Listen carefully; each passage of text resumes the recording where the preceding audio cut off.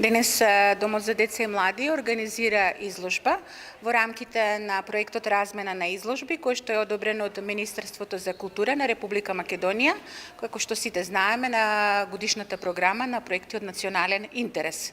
Меѓутоа, она што е поважно за нас, денеска започнува една нова соработка, која што Домот за деца и млади ја воспоставува со посебното основно училиште Свети Климент Охридски од Ново село. Така. Како ќе се одвива таа соработка? Имате ли агенда, размисла? Замисла. Да. Ние сме институција која што е отворена за сите деца.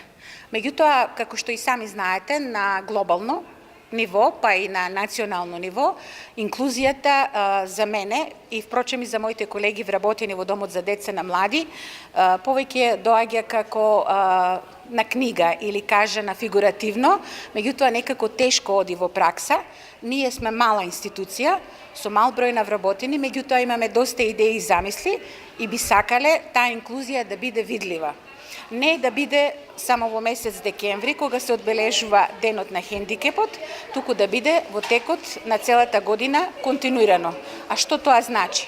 Значи, ние имаме во мај месец една републичка манифестација, цвеќе, која што е од огромен карактер и од цела република доаѓаат училишта и учествуваат во таа манифестација.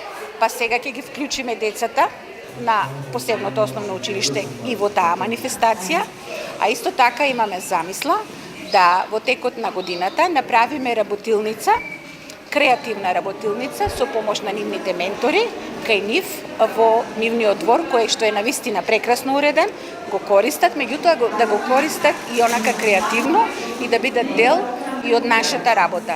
И на тој начин мислам дека децата ќе бидат инклузивно вклучени во работата на нашата институција, како и сите останати ученици од основните училишта во Струмица и регионот.